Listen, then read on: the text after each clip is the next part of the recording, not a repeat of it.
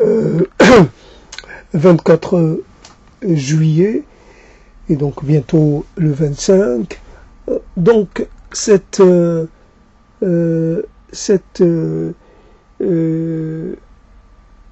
ce voyage, cette exploration, qui va tourner autour du thème suivant, conversation avec un mort. Alors je ne sais pas combien de temps ça va prendre, mais en tout cas j'ai déjà osé le mot, appeler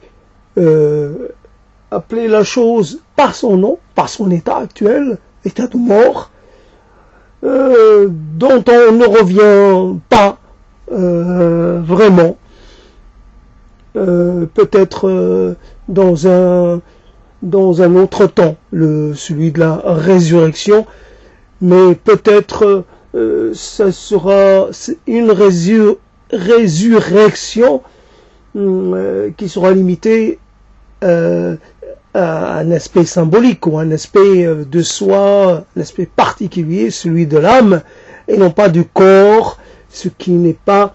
je pense pas que ce soit une question réglée, mais il est possible d'imaginer quelque chose dans ce genre-là, et non pas tel qu'on a l'habitude de le penser ou de l'imaginer ou de le souhaiter. Il y aurait un corps qui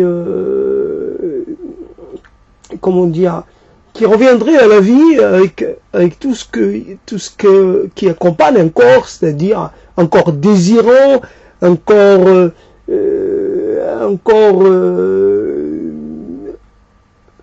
qui a des envies, voilà, enviant, un corps non, ça ne sera pas comme ça. Ou en tout cas, on peut se décaler un peu du schéma traditionnel. Il n'y a pas pas beaucoup de risques à le faire. En tout cas, conversation avec un mort, il est possible, comment choisir entre les morts. Voici un mort, et vous pensez à un mort, et voici que vous en avez un autre. Les morts entrent en concurrence. Ils sont là, tout disposés, ou voilà, attendant qu'on les appelle. Il y a un mort. Alors, moi, j'ai la capacité de choisir, d'appeler un mort. Bon, ça peut me faire plaisir, me donner l'impression d'avoir un pouvoir sur le mort. Ce qui n'est pas le cas, évidemment. Mais on vit beaucoup de ce que l'on imagine, de ce que l'on suppose, de ce que l'on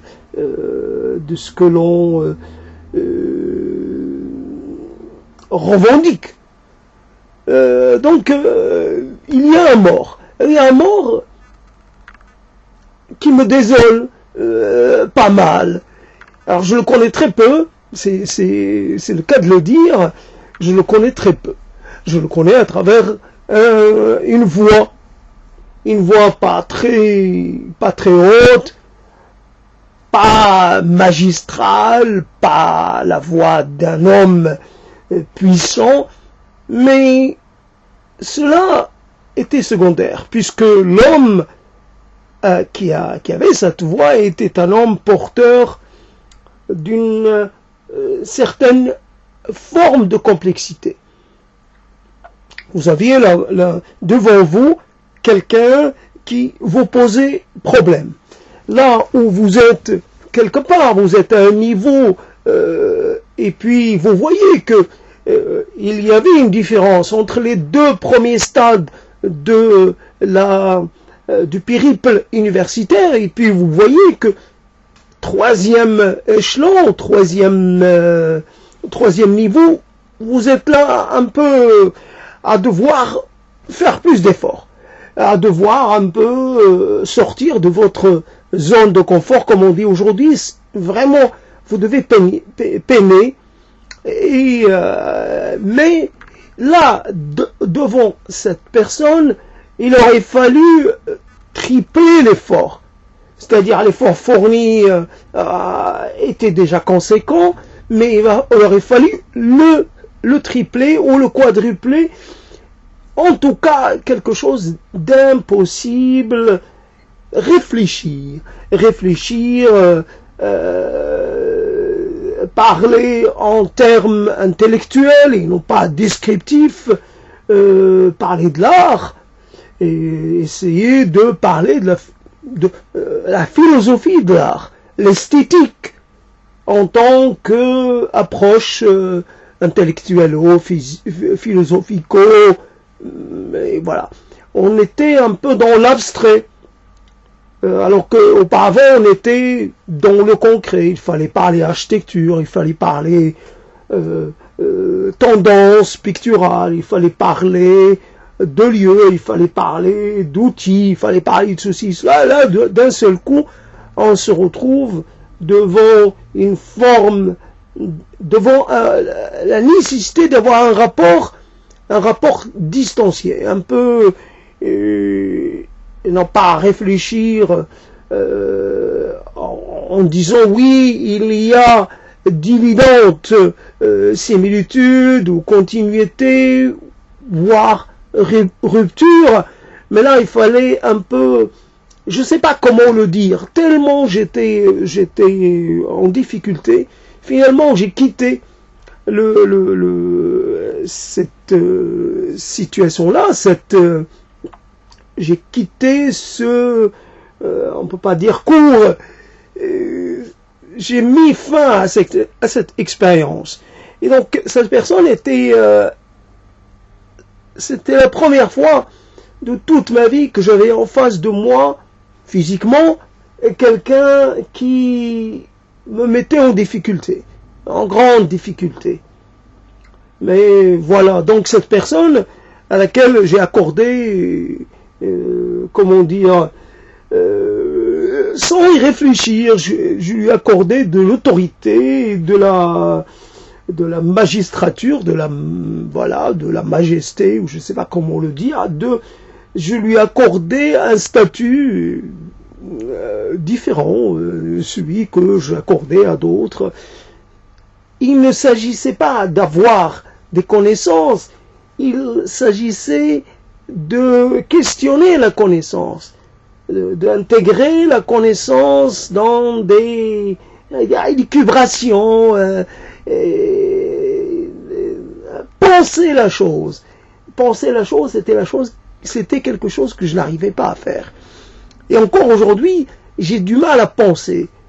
J'ai une certaine facilité avec les mots, mais quand je dois penser, avoir une pensée pure, une pensée un peu globale, analyser les structures, les sous-structures, les courants, les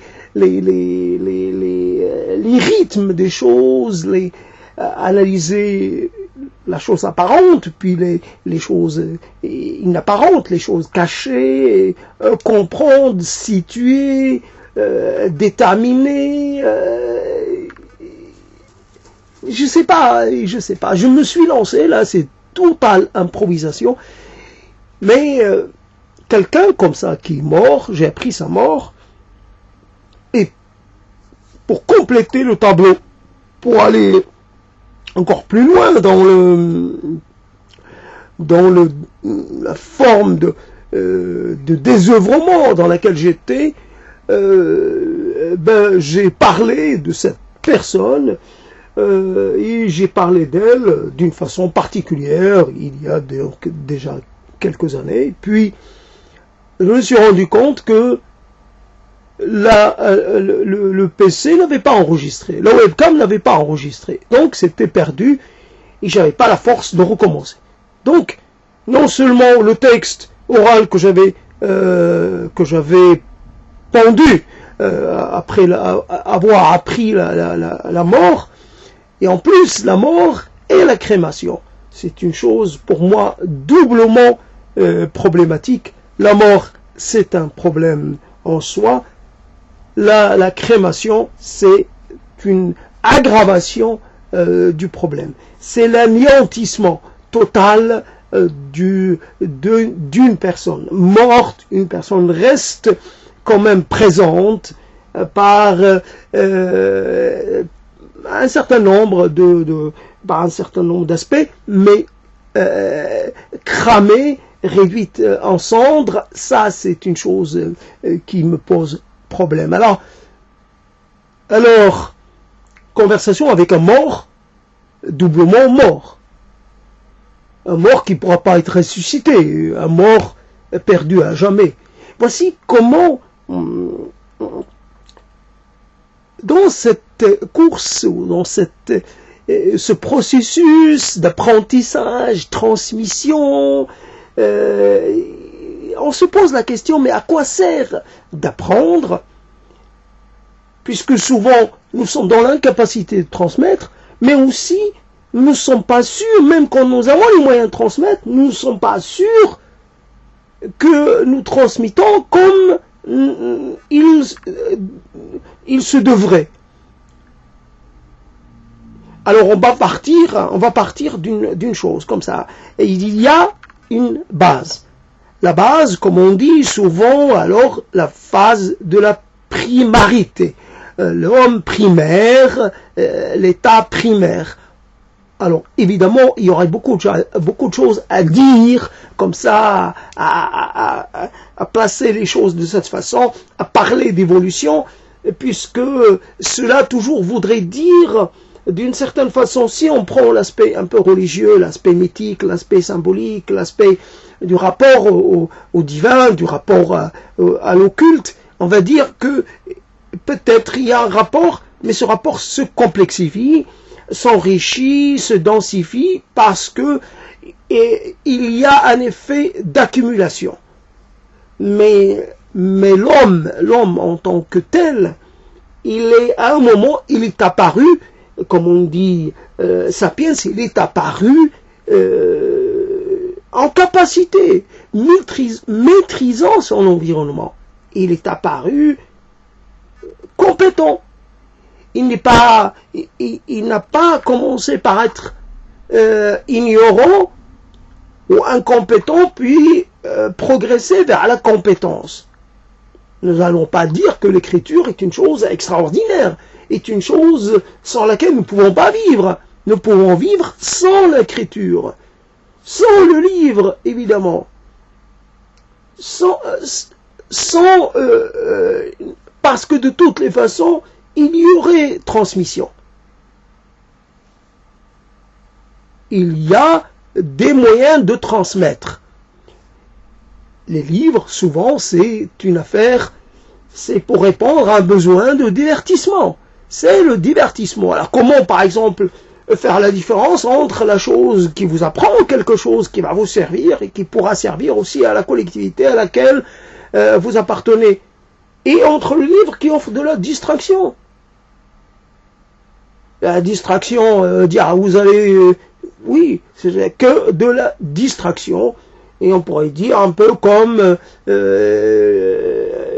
une forme de perte de temps, si l'on peut dire. Donc quelqu'un, il est là, il ne sait pas ce que ses auditeurs apprennent ou enregistrent ou captent de ce qu'il raconte. Évidemment, la salle était aux 3/4 vide. Donc il y avait une personne là, autour d'elle plein de chaises vides, et puis peut-être 2 personnes à un autre endroit. Ça faisait un public vraiment très peu, je veux dire, nombreux. Donc les gens savaient que il y a aussi la façon, il y a façon de transmettre, il y a façon de rendre la chose appétissante, intéressante, de la rendre désirable. Il n'y a pas que le contenu, il y a aussi la forme, la manière de le transmettre. Donc il y avait un problème de transmission. Il y avait voilà. Donc alors on peut parler de la relation de maître à élève. Est-ce que cette personne a eu un élève, a laissé des élèves derrière elle. Voici, on n'aura plus besoin aujourd'hui, puisque le savoir d'une personne peut être consigné et donc sauvegardé sans avoir besoin de qu'il le soit par des élèves ou voilà. Donc quelque part, mais est-ce que cette personne a écrit? Est-ce que réellement cette personne a apporté quelque chose? Ouais, est-ce que c'était juste une forme, quelqu'un qui se servait un peu, qui était une forme de caisse de résonance, quelqu'un qui accumulait et puis finalement qui mettait comment dire, rendait cette accumulation accessible. Donc quelqu'un qui empruntait, qui trouvait son inspiration dans les écrits des autres. Mais lui-même, cette personne elle-même, n'a pas fait œuvre d'originalité ou de créativité ou de singularité propre. Donc voilà la chose. Alors, Millot, évidemment, Millot, je ne me rappelle plus de son prénom, donc Millot est fini. Peut-être qu'on peut chercher, alors j'ai oublié son prénom, donc ça serait difficile, puisqu'il y a des personnes qui portent ce nom et qui sont plus, comment dire, plus connues. Donc quelque part, c'est peut-être quelqu'un connu au niveau de la région, au niveau de sa profession, mais voilà, ça fait déjà des années qu'il est mort, et je suppose qu'avant de mourir, il s'était déjà retiré, comme c'est la coutume. Ainsi, il y a une chose que l'on a fondamentalement, donc l'être humain est quelque part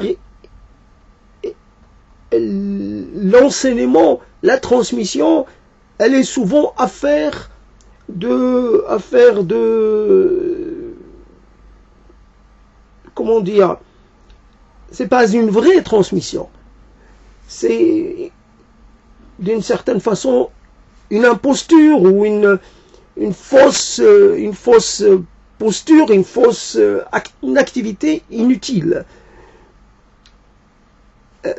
Chaque être humain, fondamentalement, fait de lui-même l'expérience. Refait un peu l'expérience, j'allais dire, de l'humanité, alors qu'en fait, je voulais juste de dire que ce n'est pas vrai.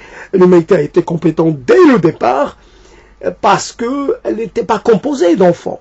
Elle n'était pas composée de jeunes, de nouveau-nés. Alors que moi, si je me rappelle, donc je peux, il y avait des adultes. Donc les adultes qui, pour indiquer la route à suivre aux nouveau-nés, aux jeunes. Donc quelque part, moi, à chaque fois, donc, on fait l'expérience, on apprend, mais on apprend parce que on est à la base, on est sans vocabulaire, on est sans bagage, donc on doit accumuler. Mais on recrée pas par là même, on recrée pas le processus d'accumulation de l'espèce humaine. L'espèce humaine, à chaque fois, l'accumulation, il y avait transmission, besoin de quelque chose transmise rapidement, d'une génération à une autre, ou ça peut sauter une génération, mais transmise. Voilà, la fabrication du métal, la façon de fabriquer du bronze, en amalgamant, si je sais bien, du cuivre et du fer. En tout cas, voilà. Donc après, il faut maîtriser le dosage, il faut maîtriser, il faut savoir où trouver les gisements. Et ça, évidemment, silex, ceci, pierre ponce, tout. Et puis on voit que fondamentalement, par les découvertes que l'on trouve, qui ont plus de 2000 ans, sont des découvertes étonnantes, techniquement très épatantes. Et elles n'ont rien à envier à ce qui se fait actuellement. Je sais pas, le chaudron de Grund, je sais plus le nom exact, mais un chaudron celte qui a été trouvé, voilà, il y a des vestiges, donc fondamentalement là, pourquoi on transmet? Pourquoi on transmet? Puisque il y a un problème. Donc la transmission reste dans un coin, et puis finalement l'apprentissage, la langue marche vers la clarté, vers la clairvoyance, entreprise par tous les individus. C'est une marche, c'est une pénible, faite d'erreurs et d'erreurs commises un nombre incalculable des fois. On n'apprend pas de ses erreurs, de ses propres erreurs, alors quand on apprend des erreurs des autres, c'est chose impossible, et on finit par arriver à la fin de son cycle biologique, alors qu'on n'a pas fini son apprentissage. Et on peut être dans la transmission, alors qu'on est encore dans l'apprentissage. Ce qu'on veut, c'est...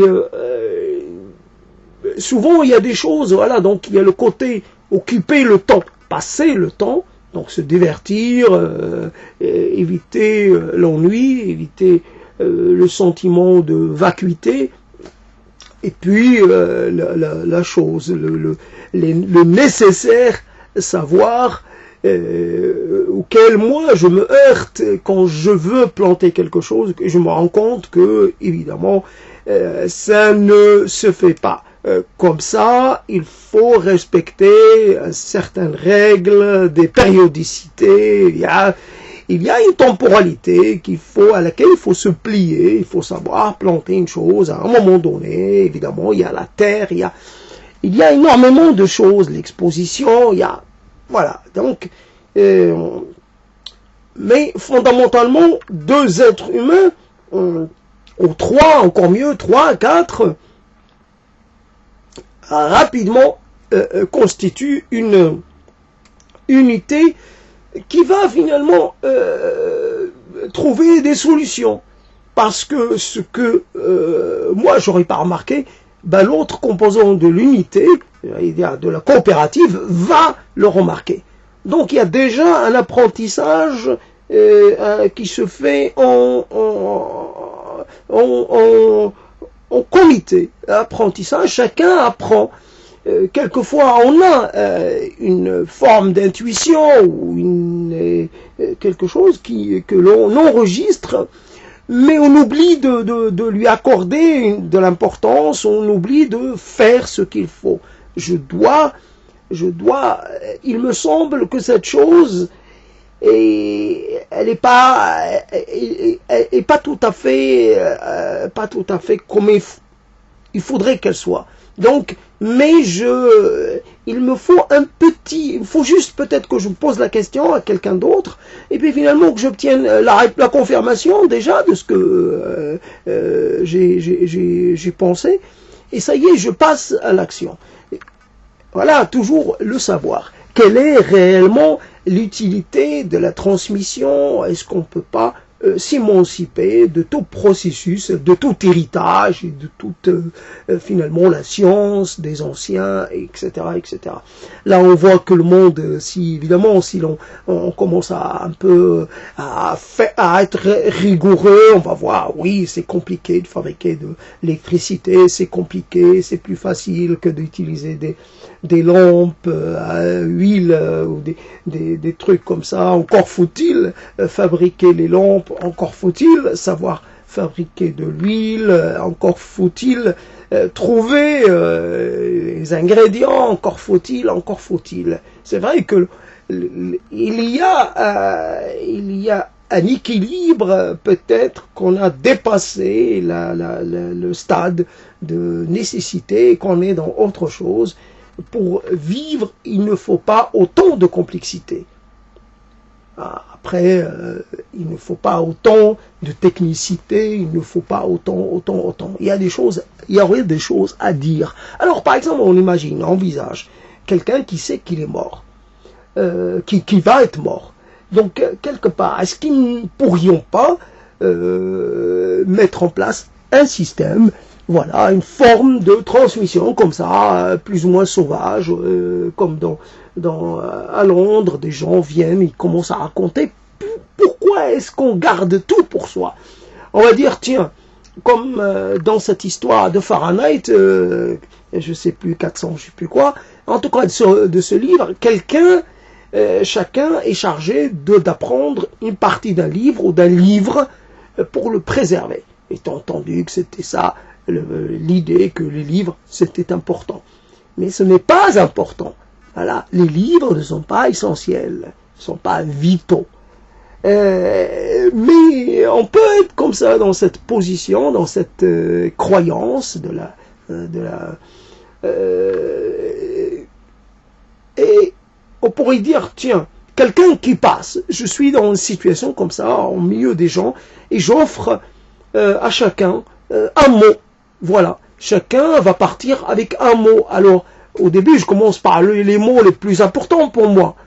Et puis, je sais pas si je choisis les gens à qui je vais les léguer, les transmettre, à qui je vais les transmettre, ou je pourrais faire au hasard, peu importe ce que ça va faire après. Mais je peux commencer comme ça, et voilà, toi tu prends ce nom, toi tu prends ce mot, toi ce mot, etc., jusqu'à ce que finalement je sois un peu vidé. Voilà. J'ai passé le relais. Voilà, j'ai dit, ah ouais, j'ai passé le relais. La conversation avec un mort, simplement, tu me déçois, toi. Toi, le mort, tu me déçois. En quoi je te déçois? Bah, tu me déçois parce que t'es mort de façon banale. Ta mort était d'une banalité affligeante. T'es parti avec tes choses en tête. Peut-être t'avais quelque chose de vraiment particulier. T'aurais pu laisser. Bah, tu sais, moi, je peux rien laisser. Ce que je sais, c'est des choses assez complexes. Hein. Là, je peux pas simplifier comme ça pour que ça soit compréhensible du plus grand nombre. Non, je peux pas. Donc je te gardais pour moi. D'abord, ça m'appartient. Oui, ça t'appartient, bien entendu. Ça t'appartient. C'est à toi. Mais t'avais pas à faire preuve d'un égoïsme aussi affirmé. Non, t'aurais pu transmettre une partie. Bah, t'es mort. T'es mort et est-ce que cela me désole? Bah, ça me désole. Parce que j'ai pas pu te connaître.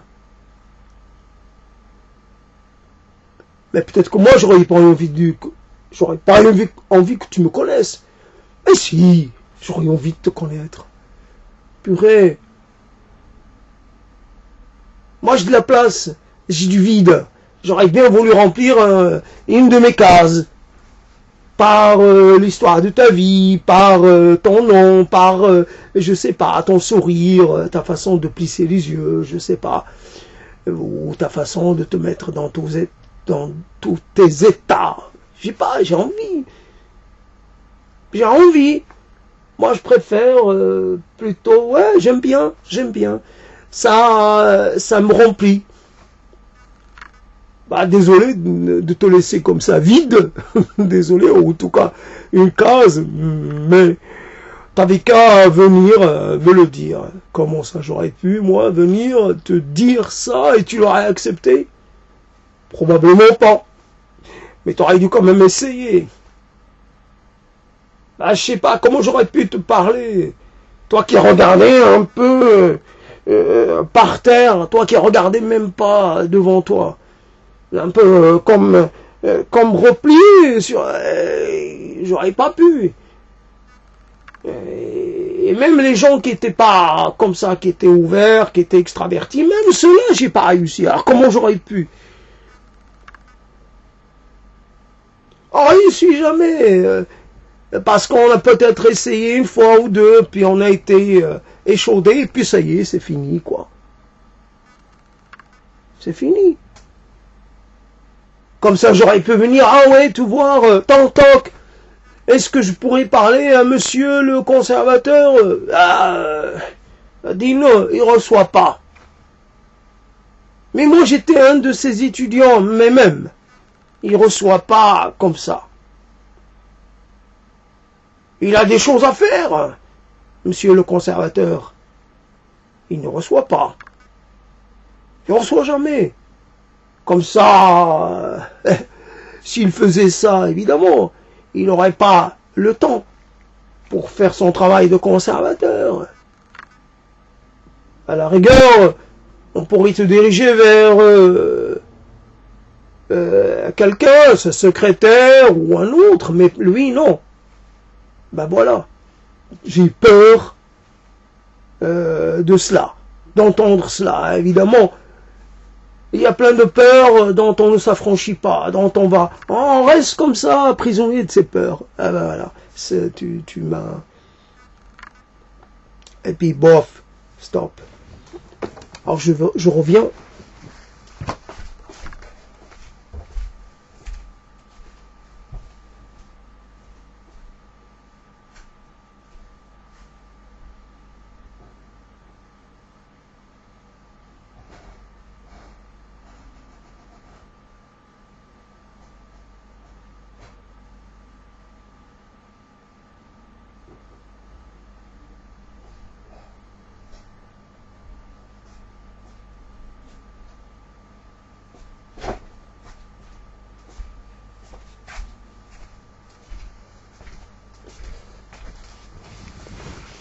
Il y avait une époque bénie. On apprend cela, évidemment, sur le tard. On apprend qu'on a été gâté. Mais pendant que cela se passait, ça nous paraissait naturel d'être traité de la sorte. On pense que jamais ça va changer. Alors, je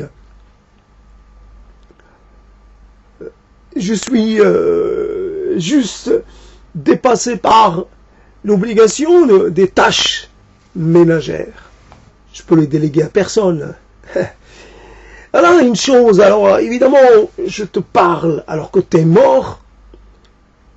Je me parle à moi-même alors que je ne suis pas très éloigné de l'être. Je me parle, je te parle, je lui parle à lui, je parle à un autre, je parle à un autre, je parle à une autre. Oui, il y a aussi des femmes, il y a aussi quelques femmes.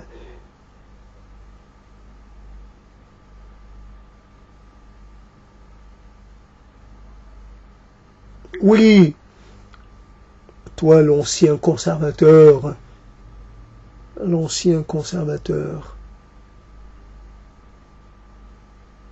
Il y avait un temps, on peut dire cela comme ça à toutes les époques, mais il y avait un temps où les choses pouvaient rester en place pendant un siècle, 2 siècles, 1 siècle et demi, voire plus. Aujourd'hui, le changement est la transformation est la chose qui nous marque le plus, qui est notre marque. Ça a été, on a découvert une chambre qui était restée telle que, décorée à la manière des années 50. Et c'était quelque chose qui ébahissante.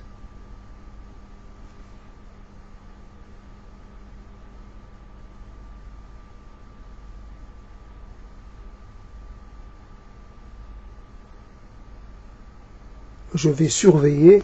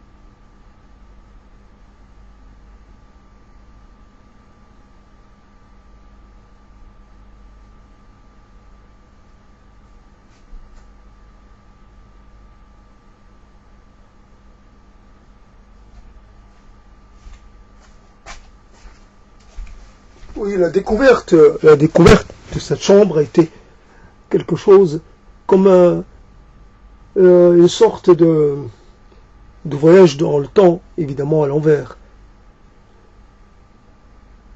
Alors, dans certaines demeures, il pouvait y avoir, comme ça, une forme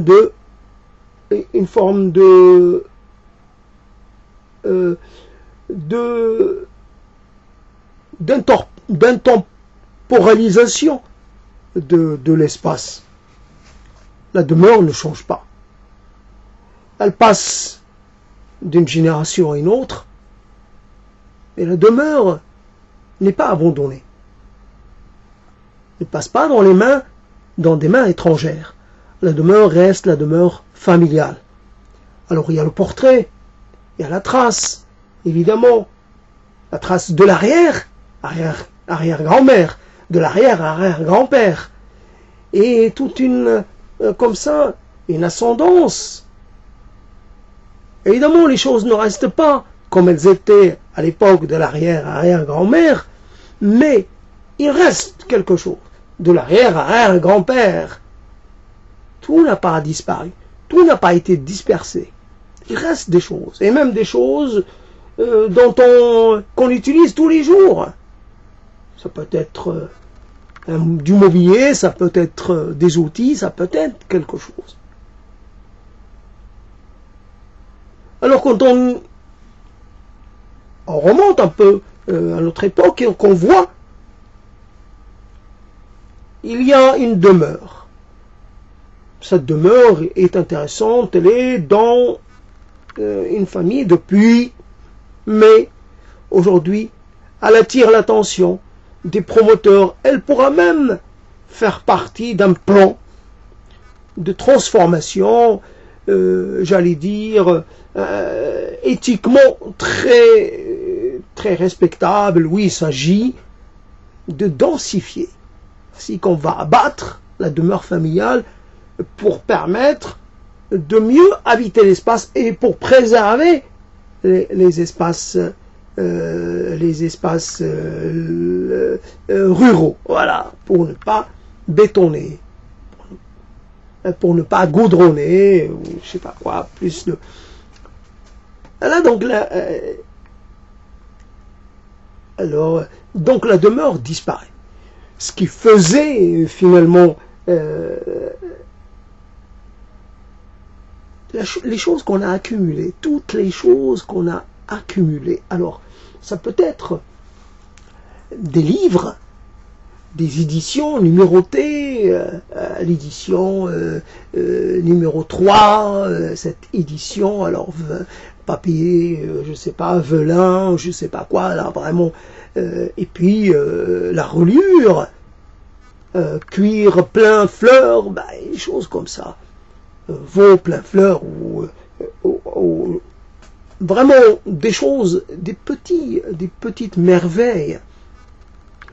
Alors c'est pas ce qui est important, c'est pas le livre, c'est pas le contenu du livre, mais de quoi il fait le livre. Vous avez accès à une qualité du papier à laquelle vous n'avez en général pas, que vous ne touchez jamais, vous n'avez jamais touché auparavant. Vous voyez le grain du papier, vous avez l'épaisseur déjà, et puis le grain, et puis cette beauté, et puis ce papier qui n'a pas l'air de vieillir, qui n'a pas l'air d'avoir jauni. Vous avez quelque chose qui vous impose le respect. Vous prenez ça avec délicatesse, avec beaucoup de précaution. Vous avez conscience de la valeur de cette chose. Ça fait partie de ce qui donne, voilà, une chose, voilà, toute l'édition, je vais dire toutes les œuvres d'un fictionneur ou d'un penseur, voilà, quelque part. Alors, ce n'est pas la Pléiade, c'est plus important que la Pléiade. Ce n'est pas le papier de la Pléiade qui est d'une finesse pas possible. Non, voilà. Voilà. Non, là, il s'agit vraiment de ce petit objet. Alors, ça peut être des poèmes, un recueil de poèmes, ou ça peut être, je sais pas, un auteur antique, Cicéron, ça peut être... Pas besoin de mettre beaucoup. C'est lire quelque chose, vraiment, avoir, comment dire, à chaque page qu'on tourne, on a l'impression de déboucher dans quelque chose de neuf, de nouveau. Chaque page que l'on tourne, et elle vous fait passer dans un autre moment, j'allais dire une autre dimension. Vous avez une expérience physique de la lecture, comment dire,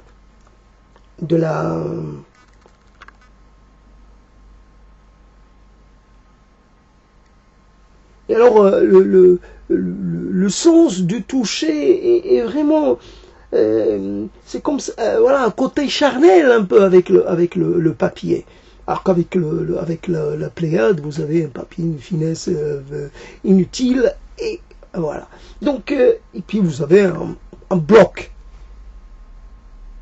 Et c'est toute la différence. Voir donc les possessions de cet homme qui est mort actuellement, qui est mort, éteint, voilà, qui n'a peut-être plus d'identité, qui n'est plus dans les registres de l'état civil, d'aucune façon. Son dossier a été remis aux archives, voilà, il fait partie des morts, déclarés civilement morts. Il n'a plus de dette, il n'a plus à répondre de quoi que ce soit, il est libéré, mais libéré pour aller rejoindre le néant. Avant, il avait un nom, mais non, il n'est rien qu'un mort. Peut-être avec un nom qui compte, mais lui, il n'aurait jamais conscience. Qu'est-ce qu'on fait de lui après sa mort? Pas d'importance. Et moi, je peux pas le glorifier. J'ai pas assez de matériel, j'ai pas de quoi. Et donc, je vois cet intérieur est privé. N'y entre pas qui veut, évidemment. C'est réservé. C'est vraiment un intérieur, c'est presque plus sacré que le Kaaba, ça serait aussi sacré peut-être que là où il y a, je sais pas, c'est quelque chose qui doit rester extérieur à tout le monde. Voilà, sauf peut-être un réparateur, parce que un jour il y a une fuite quelque part, il faut... voilà. Donc, mais sinon, moi j'aurais jamais pu y rentrer. Du vivant, du propriétaire ou du locataire. Donc, tout ce qui était là, tout ce qui avait une fonction. Voici un tableau. Alors, au tableau, peut-être une reproduction, ou peut-être un tableau qui n'a pas grande valeur sur le marché, ou une valeur moyenne. Alors là, un tableau. Obligatoirement, il doit y avoir quelque chose de pictural. Il doit y avoir quelque chose de la statuaire. Il peut y avoir quelque chose ramené d'un voyage, où il peut y avoir une distinction, une médaille, quelque chose. Et chaque chose est à sa place. Chaque chose est là pour vous rappeler que vous êtes important, pour vous rappeler votre histoire, votre parcours, votre épopée, si l'on ait besoin. Voilà. Et tout cela, et peut-être que vous avez une femme de ménage, mais la femme de ménage, elle doit nettoyer, elle doit toujours remettre les choses à leur place. C'est vous qui décidez de l'ordre, comment dire, de primauté de chaque objet. Il y a des objets, des choses que vous mettez en valeur, et des objets qui vous sont un peu, auxquels vous êtes un petit peu indifférents, mais ils ont leur place. Donc vous avez votre façon de faire, votre façon d'aller d'un endroit à l'autre, et cet endroit, il est rempli de vous, il est rempli à ras-bord de vous, et c'est un endroit peut-être qui a conservé quelques-uns de vos aspects les plus intimes, de vos rêves, dont vous avez gardé le secret. Peut-être il y a des choses dont vous n'avez même pas eu conscience, qui ont été enregistrées, qui font partie, qui sont dans les murs, qui sont dans l'air, qui sont dans même l'odeur du lieu, elle est pour partie vôtre. Voilà, donc, et tout cela disparaît du jour au lendemain. Le mort est mort, un promoteur vient, et ça y est, on dégage tout. Soit ça part à la poubelle, soit ça part aux enchères, soit ça part quelque part, mais ça doit être dispersé. Plus rien. Plus rien. Alors la chose qui vous tenait le plus à cœur, cette chose-là, finalement elle ne trouve pas preneur chez le commissaire-priseur. L'antiquaire, aucun antiquaire n'en veut. Ou alors, c'est pour débarrasser, je vous en donne 5 €. Mais vous savez la valeur, vous savez le prix que ça nous a coûté, vous savez la valeur. Oui, sûrement, 1 million d'euros. Sentimentalement, ça doit valoir des millions d'euros. Mais concrètement, au prix du marché, ça vaut 5 €. Moi, je vous l'achète 5 €, je vais la revendre 10 €, mais je sais pas quand. Donc, je prends un petit risque.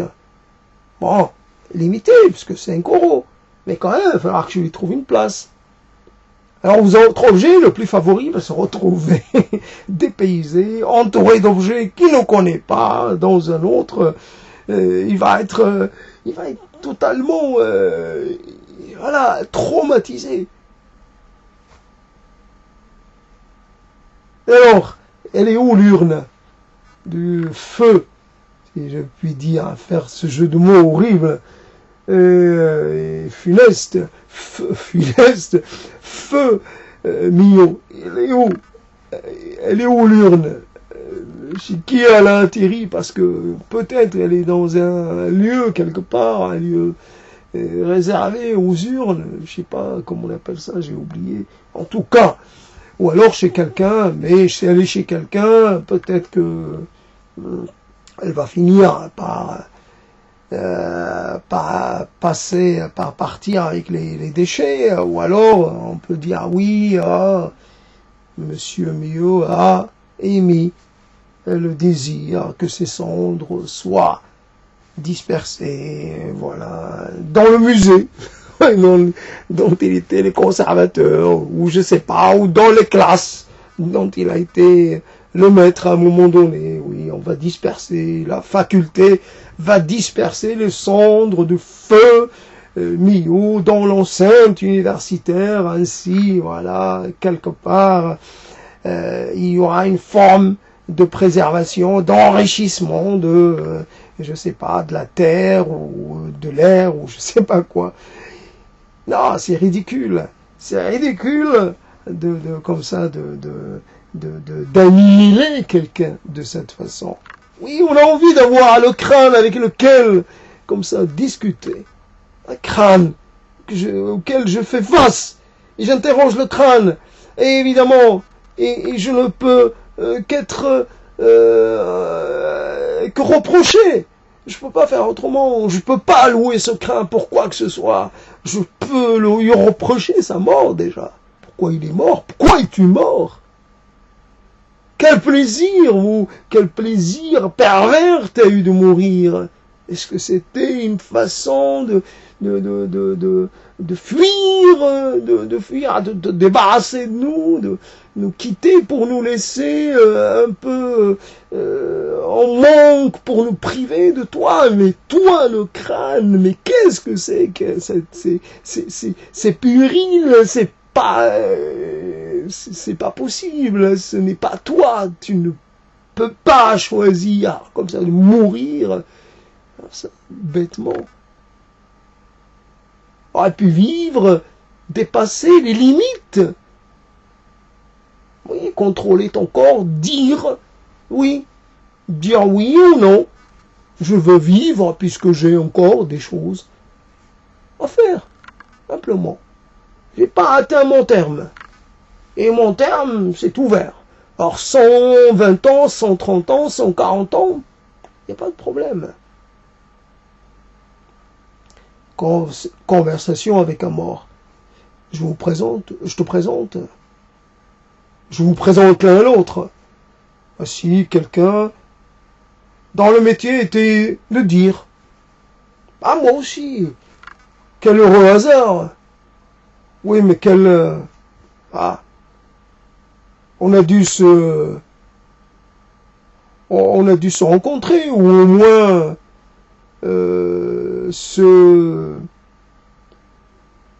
comment on appelle ça, on a dû j'ai oublié le verbe, se frôler, non, en tout cas, voilà, donc on a dû,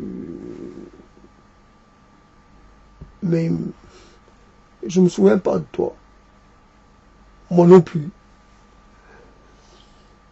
parce que peut-être qu'on n'avait pas les mêmes horaires. Ouais. Pourtant, il me semble connaître ta voix. Il me semble. Hein.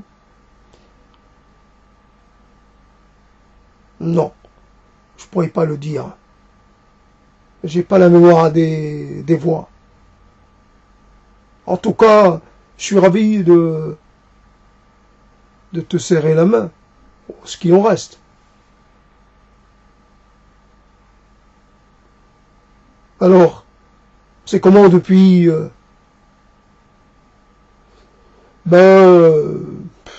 je remarquais rien de spécial. Je passe beaucoup de temps à me parler. Bon, comme c'est une chose à laquelle j'étais déjà habitué de mon vivant, donc je continue. Je suis un peu dans la continuité. Bon, quelquefois, je me fatigue, je m'ennuie de moi-même, mais bon, j'arrive à dépasser ça, donc je laisse passer, j'attends que ça passe et je me vide la tête, je pique un roupillon, ça peut prendre des mois, et bon, après, je me réveille avec le désir, de nouveau, de converser avec moi-même. Et toi, ça se passe comment? À moi, tu sais, on m'a cramé. On m'a cramé pas contre mon gré. Je me disais, soyons modernes. Demandons l'incinération. Voyons ce que ça va faire. Depuis, je sais pas. J'arrive pas à me rassembler. Je sais que je suis quelque part, mais je sais. Le jour où on a dispersé mes cendres, il y avait beaucoup de vent, alors tout est parti, voilà. Une paillette de mes cendres est partie vers Carcassonne, et une autre finalement a fini à Mazamet, puis je suis un peu dispersé. Alors je fais beaucoup d'efforts, beaucoup d'allers-retours, je parle à mes particules, mais vraiment, c'est fastidieux, c'est fatigant. Alors, moi, j'ai pas ce problème. Je suis là où je suis moi-même. Je me retrouve, je regarde, voilà. Là, c'est mon dentier. Je me retourne, c'est mon bras. Enfin, j'ai du mal à m'y habituer. Avant, je le voyais différemment. Maintenant, je vois que des os, mais puisqu'il est relié à moi, c'est mon bras, on n'a pas dû me l'échanger. Et voilà, donc je regarde, bon, je suis allongé, j'ai failli être un peu en position un petit peu ramassée. Mais là, tu vois, moi je suis pas très grand, donc je prends pas beaucoup de place. On m'a mis dans un endroit. On a trouvé un endroit pour moi, pour mes 1m68. Voilà. Ah, évidemment,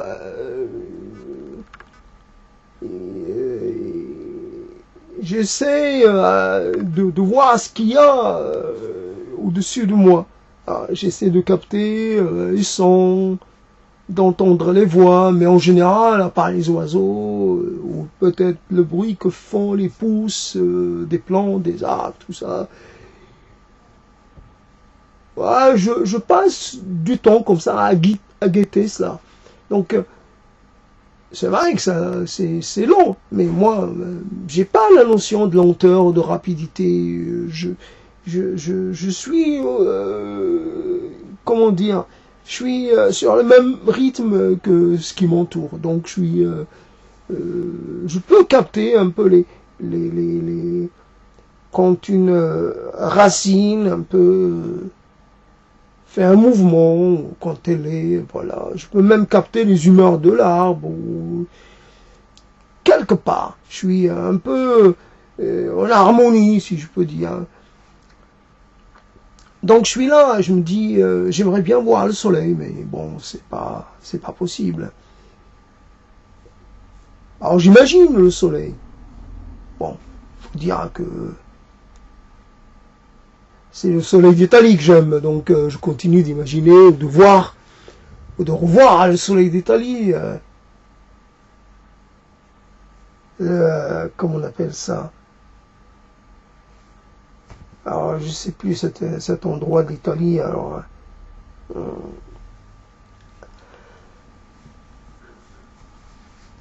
j'ai oublié l'endroit. C'est pas la Vénétie, mais en tout cas, là où je passais mes vacances. Ouais, j'ai développé un rapport particulier avec l'Italie. Bon, évidemment, l'été, c'est la belle saison. Alors moi, j'avais les moyens, je louais quelque chose de très confortable, et voilà. Et je passais mon temps à faire la fête. Je mangeais, régime italien, mais je mangeais bien. J'aimais bien les fromages. Voilà, donc,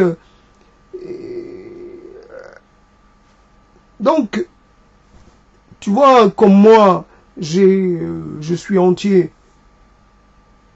Je peux réfléchir un peu, je peux passer, je passe pas mon temps à essayer de me rassembler. Là, je suis entier. C'est vrai que ma chair est partie, mais bon, j'ai jamais aimé mon corps. Alors maintenant, j'ai mon squelette.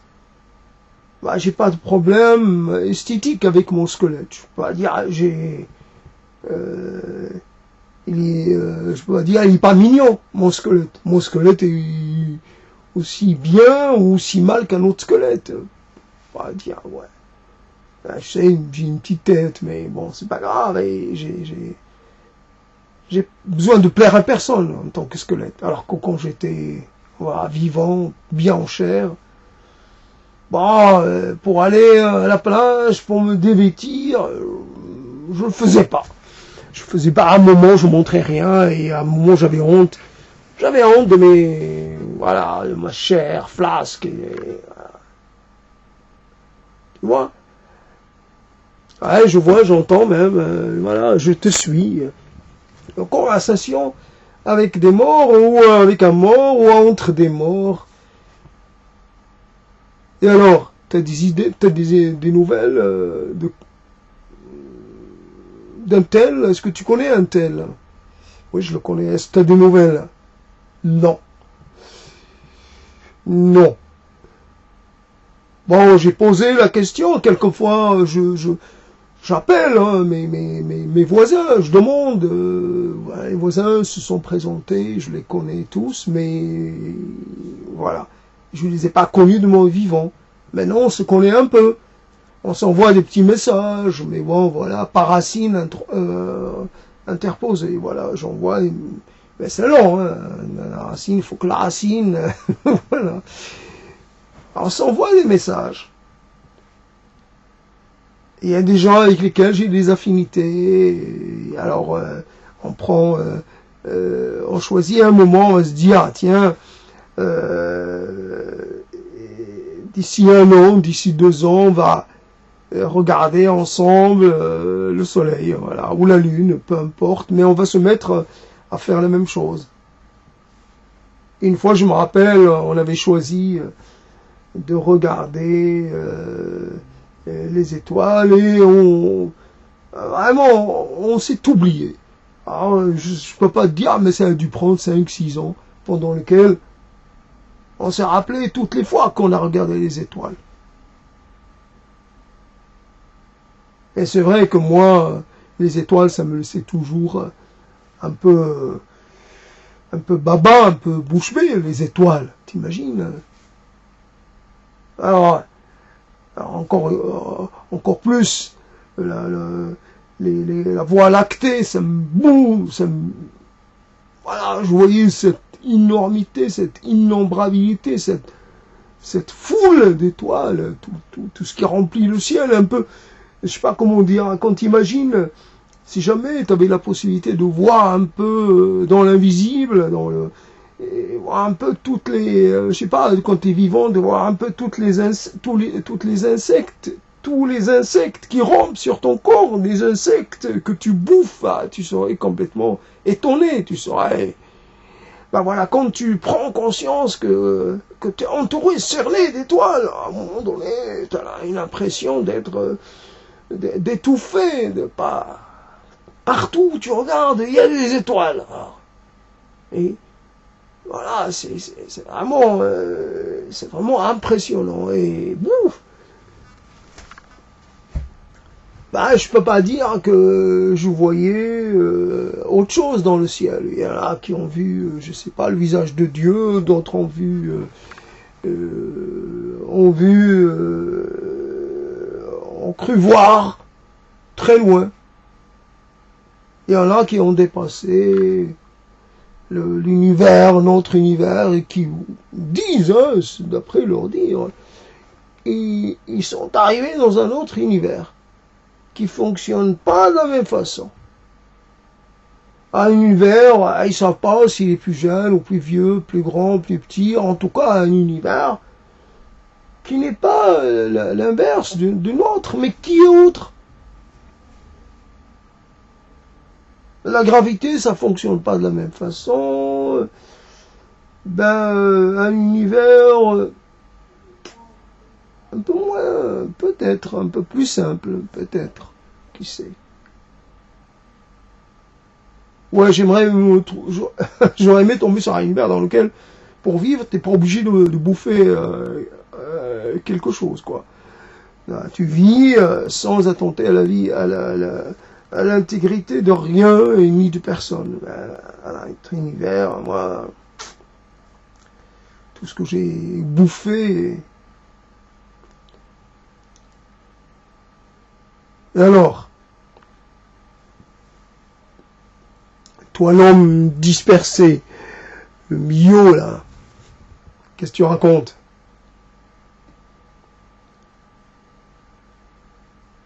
Bah, je raconte mes paillettes, quoi. Je raconte mes atomes.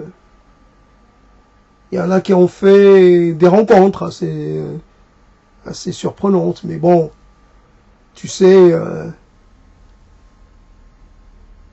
pour entendre ce que peut raconter un atome, il faut vraiment avoir accès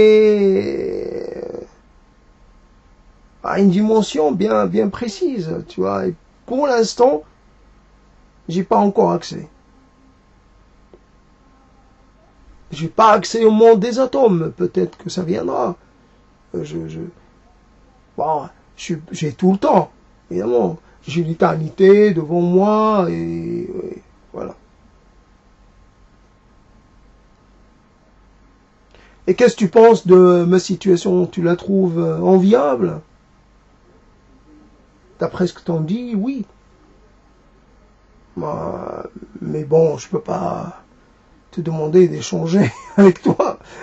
Si j'avais un peu connaissance, un peu, j'aurais peut-être pas opté pour la crémation, mais bon, là, c'est trop tard maintenant. Tu vois, il y a peut-être, alors, t'imagines, une de mes paillettes a été emportée par la Garonne et elle est peut-être totalement au fin fond de l'océan et elle continue alors,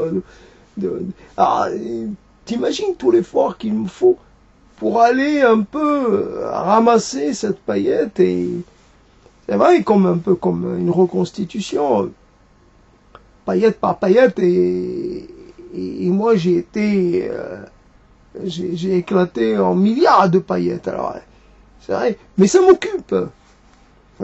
J'ai l'impression, à chaque fois que je tombe sur une paillette, j'ai l'impression d'avoir accompli quelque chose d'exceptionnel. Et je fête la chose.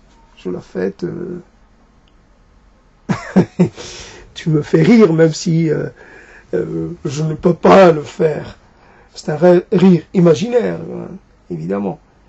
Et à tous les deux, on pourrait se tenir compagnie, mais nous n'aurons pas d'autres occasions de nous revoir. Je pense pas. C'est juste cette personne, cette Olébrius qui a décidé de nous mettre ensemble, qui nous a convoqués tous les deux. Je sais pas. Je sais pas ce qui lui a pris de faire ça. Il reste mes amis défunts, mes morts chéris, mes regrettés absents. Il me reste, mais je le dis de façon très apaisée, je le dis, je parle comme si, voilà, comme j'avais pas de ressenti, c'est de l'ordre de l'abstrait, voilà. Mais abstraitement ou abstractivement, je vous regrette. Je vous regrette parce que je ne vous ai pas remplacé, évidemment.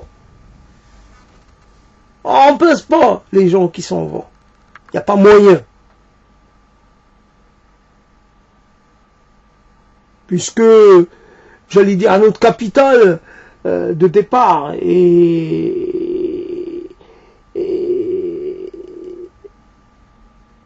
était corné et réduit. Voilà, on doit le capital que l'on a accumulé, ce capital, il s'érode. Voilà, il n'y a pas moyen il n'y a pas moyen de reconstituer. Donc, toi, tu es parti, et moi, je te regrette. Je te regrette comme parce que tu me manques, parce que je ne peux pas vivre de façon pleine sans toi. Bon, c'est facile à dire, mais est-ce que tu as une preuve comme quoi je te manque? Bah ouais, j'ai plein de questions à te poser.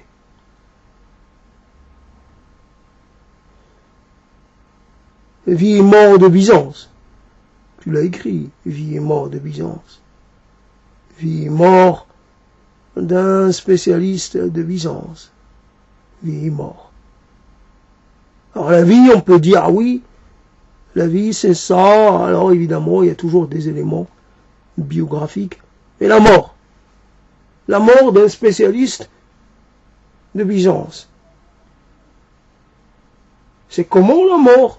Comment peut-on raconter la vie de la mort, ta mort à toi, ou voilà. Qu'est-ce que tu fais?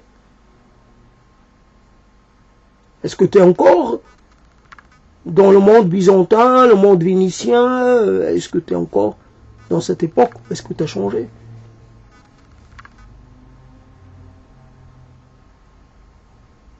Un peu comme quand tu avais la pipe, et puis tu n'avais plus de pipe. Un peu comme.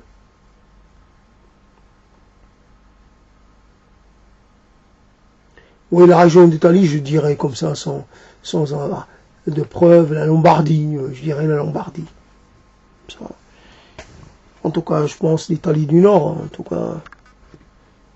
Italie riche, avec des demeures, je dirais ça. Donc fondamentalement, conversation avec un mort. Oui, trahison, t'es un traître, t'es un lâche. Les gens qu'on abandonne comme ça, en rase campagne, pour faire partie de l'armée des morts, alors qu'on était dans les rangs de l'armée des vivants. Quitte l'armée des morts, des vivants, pour aller vers celle de l'autre camp. On devient l'ennemi, on devient quelqu'un d'autre en tout cas. Mais je comprends pas la raison. Pourquoi tu t'es précipité? L'armée des morts, je pense pas qu'elle a des problèmes de recrutement. L'armée des morts doit être déjà suffisamment grande. Mais personne n'irait d'ailleurs combattre contre l'armée des morts. Donc pourquoi t'es parti? C'est toujours la question. Pourquoi t'es parti? Pourquoi ils partent tous? Ils partent sans prévenir. Voilà la question. Ils partent toujours trop tôt, ou alors ils partent, ils s'absentent avant de s'absenter pour de bon. Pourquoi? Est-ce qu'on fait le mort alors quand on est encore vivant?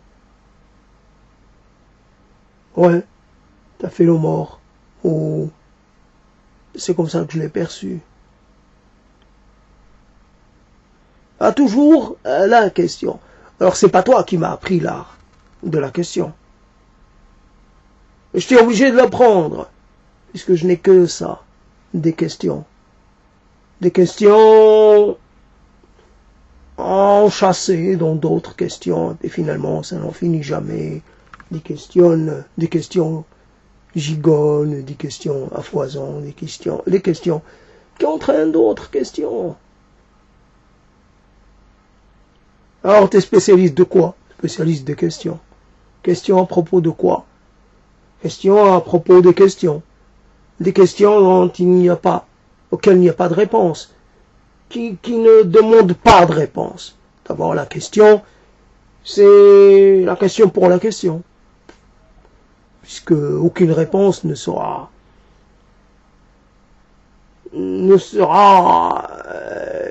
tenir.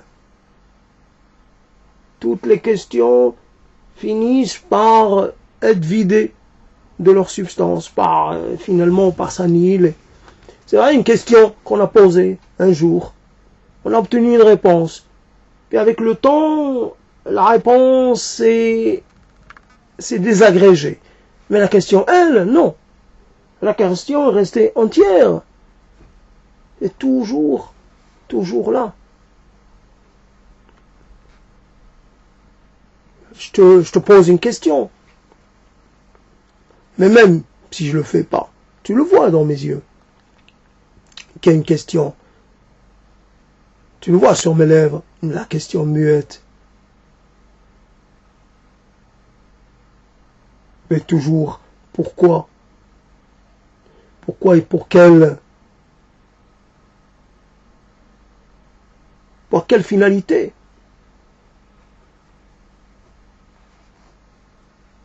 Il doit y avoir une raison à tout cela. S'il n'y a pas de raison, alors rien n'a d'importance. La vie n'a pas d'importance, la mort n'a pas d'importance, Les mots n'ont pas d'importance, même la question n'a pas d'importance.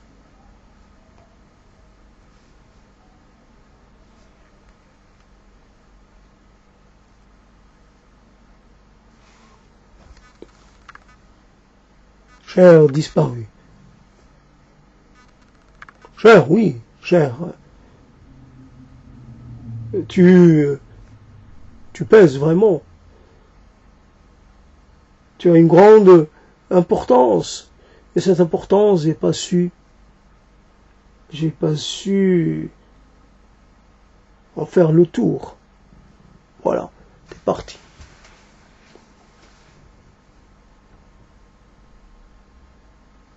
Combien nous sommes prolixes dans le regret et combien nous sommes avares dans l'expression du désir de réunion, dans le désir de jonction, dans le désir et dans l'affirmation de la nécessité de tendre la main.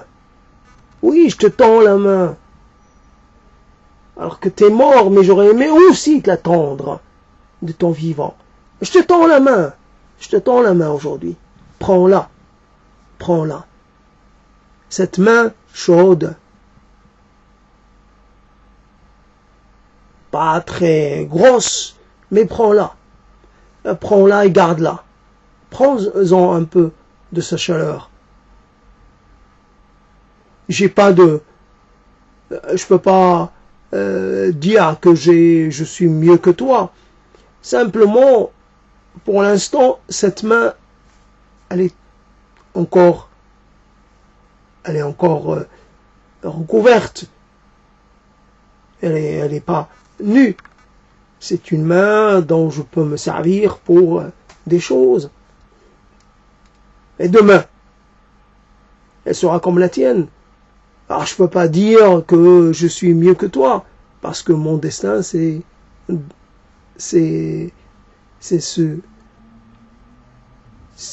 d'être comme toi. Mais c'est à moi la main. C'est à moi la main.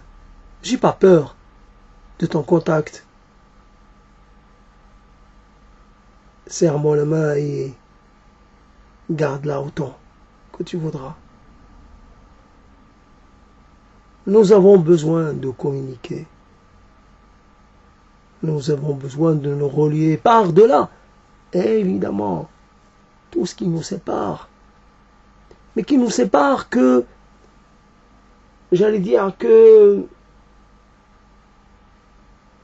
qu'en apparence, nous sommes reliés, nous sommes faits de la même, nous sommes dans la même situation. Nous sommes peut-être à des états différents, mais ce que je suis, c'est ce que tu es, c'est moi. Et en fait, finalement, moi, je suis toi et toi, tu es moi, d'une façon totale. Nous sommes des versions différentes d'une seule et même réalité. Toi, tu choisis de l'exprimer de cette façon et moi d'une autre façon. Mais il y a tellement de parenté, il y a tellement de proximité entre les deux manières que l'on ne peut pas les différencier, on ne peut pas les séparer. Je suis toi, même si dans ta vie, je n'étais pas toi. Il n'en était pas question. Et je regrette et je suis sincèrement désolé. Car tu me manques. Mais de façon forte. Alors évidemment, je parle, mais là j'ai eu un passage émotif.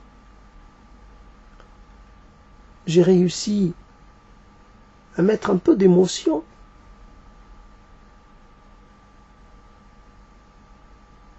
Comme quoi, je suis encore capable de faire un peu, de ressentir un peu la profondeur de un peu de cette ouais, le monde, et évidemment la Via Dolorosa, évidemment on doit tous l'apprendre, l'emprunter un jour ou l'autre, et même peut-être y demeurer. On doit vivre, et vivre insouciamment, et vivre de façon sans avoir connaissance de quoi que ce soit. Et même en ayant vu mon grand-père mourir, mon grand-père est mort en ma présence. Sauf que la chambre dans laquelle il est mort, cette chambre, je m'en suis méfié après. Quand j'ai vu que ma mère est venue s'installer dans cette chambre. Alors, je me suis dit, ça va se terminer mal. Et ça s'est mal terminé pour ma mère. Dans cette chambre, ou alors tout à côté. La chambre qui était à côté, c'était ma chambre. Peut-être mon ancienne chambre. Peut-être que ma mère est morte dans mon ancienne chambre. A agonisé de mon ancienne chambre. Alors que mon grand-père a agonisé dans la chambre qui était à côté de ma chambre.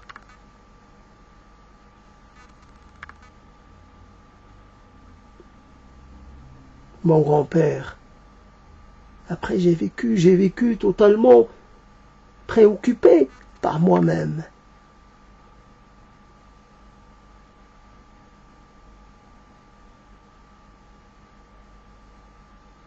Quand on commence un peu, on se dit, ah oui, il serait temps que j'ouvre les yeux réellement.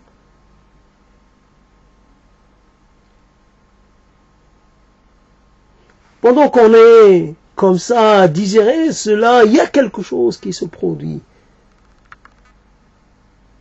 qui vous balance contre un mur, qui vous écrase contre un mur, contre un arbre.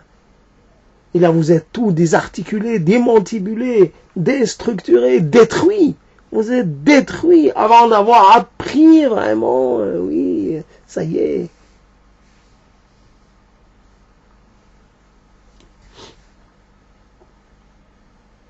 Alors cette dette, il y a une dette.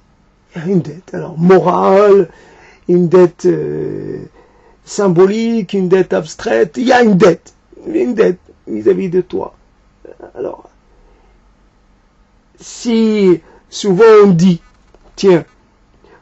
le dernier homme sur terre, on pourrait dire aussi le dernier homme qui penserait à quelqu'un de mort. S'il doit y en avoir qu'un, je serai celui-là, le dernier à penser à toi. Sûrement, je suis le seul.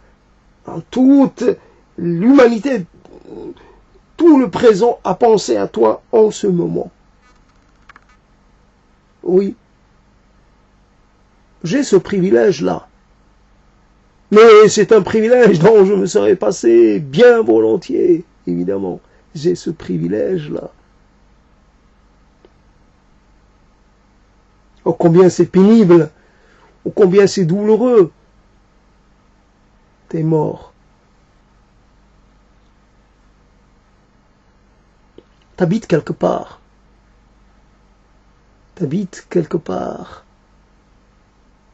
C'est vrai, tu prends plus beaucoup d'espace. Il n'y a que toi. Enfin, les quelques kilos qui restent de toi. Alors, tes brouillons, tes notes de lecture, tes pensées, noter quelque part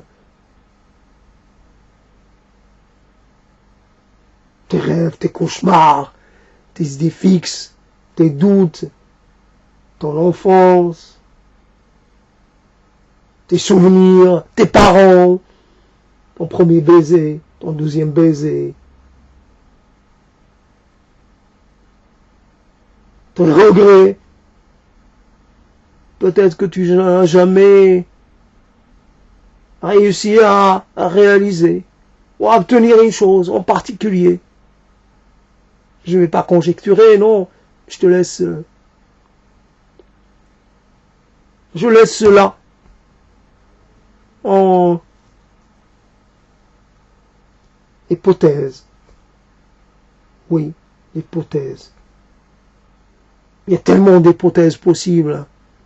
Ouais, peut-être que tu as souffert parce que tu n'avais pas le corps qu'il fallait, parce que tu n'étais pas le séducteur, l'homme, ma femme, ceci, cela, et peut-être tu aurais voulu être ailleurs, être quelqu'un d'autre,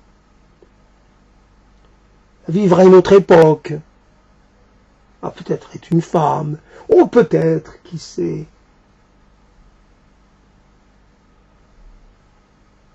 peut-être que tu aurais aimé sans souffrir. T'aurais aimé mourir sans souffrir. Oui, mourir comme ça, sans crier gare. Mourir sans subir la lourde défaite. De voir la mort s'emparer d'une partie puis d'une autre. Voici la mort qui me vide de ma mémoire, qui me vide de mon esprit, qui me vide de mon essence. Je suis atteint par un mal qui triomphe de moi de jour en jour. Je vois le mal progresser, mais j'aurai bientôt perdu la faculté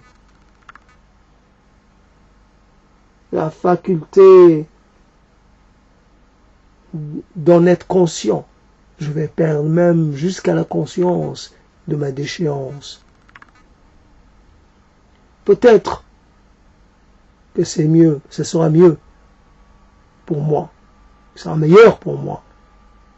Il vaut mieux que je ne me rende pas compte de ce que je me rends pas compte de ce que je suis en train de devenir. Moi qui manie toujours le verbe, la logique, l'argument, la référence, qui était une figure d'autorité, moi qui ne me faisais jamais avoir, moi qui bataillais sans me fatiguer, toujours la référence qu'il fallait au moment où il le fallait. Je maîtrisais mon sujet, mes sujets.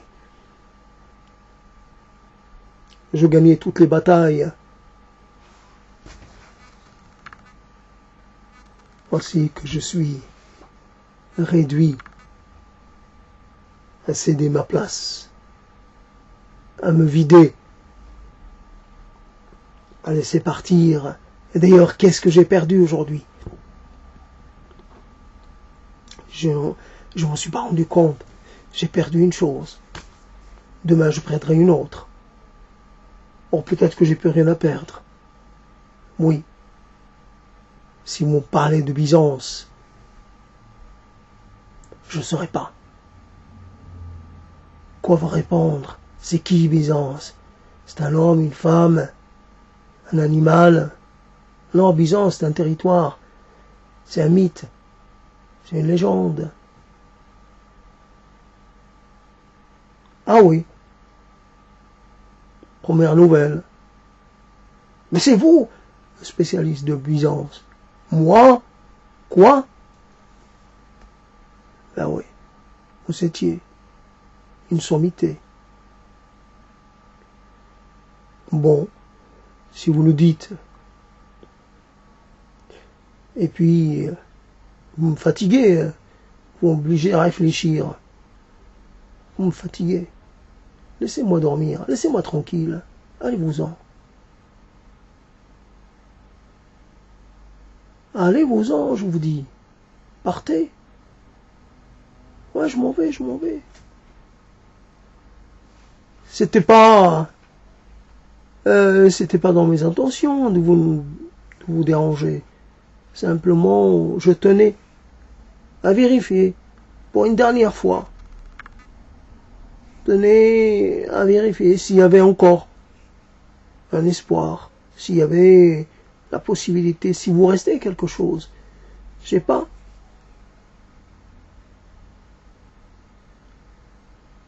Je sais pas, peut-être, je connais pas. Moi non plus, Byzance. Peut-être, si je vous avais parlé d'un événement, d'une personne particulière, d'un empereur, d'une impératrice, enfin d'une... Je sais pas, Théodora, ça vous dit quelque chose? Non. Si vous avez parlé en grec, peut-être. En grec du Moyen-Âge. Ou grec byzantin. Si je vous avais parlé d'une abbaye, si je vous avais parlé d'un monastère, si je vous avais parlé d'une mer, peut-être.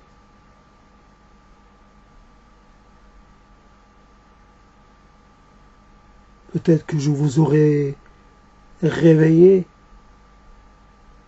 votre mémoire, réveillé votre savoir endormi. J'ai du mal à me faire l'idée que vous ayez tout perdu.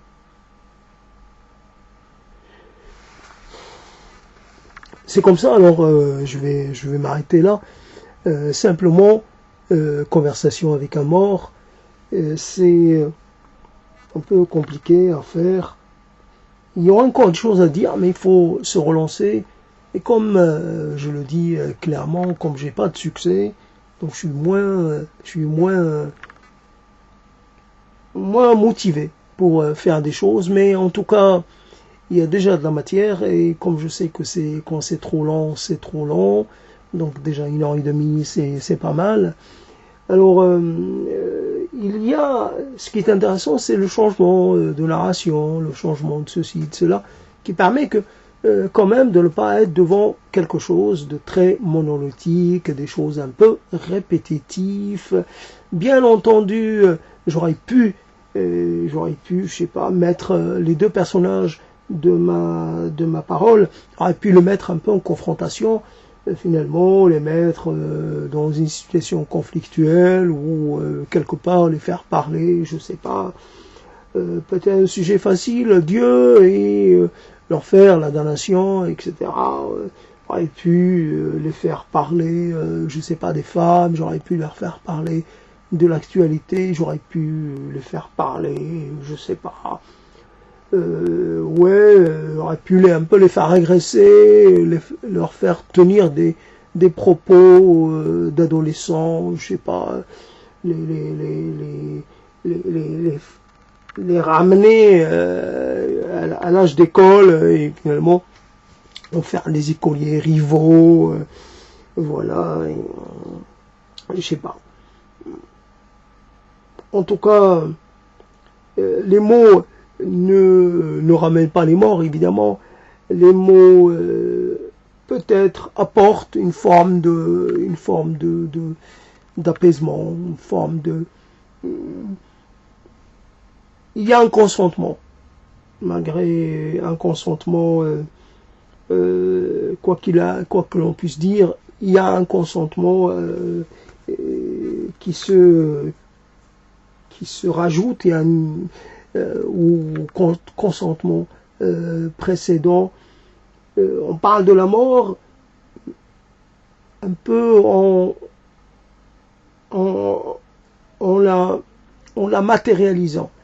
Donc c'est bien une réalité, ce n'est pas une fiction. C'est bien...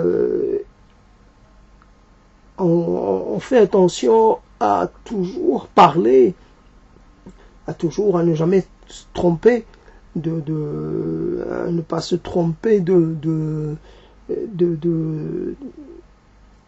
temporalité, ne pas se tromper de chronologie. Et évidemment, si on parle de quelqu'un, il faut bien respecter, il faut bien se souvenir et tenir compte du fait qu'il n'est plus dans le présent. Voilà, donc voilà, une nouvelle, finalement, paradoxalement, ça renforce l'impact de la mort et les effets de la mort. Et voilà, conversation avec la mort se termine ainsi. Donc, à bientôt, à un autre moment, mes chers morts, mes chers défunts, je vous aime. Je vous aime.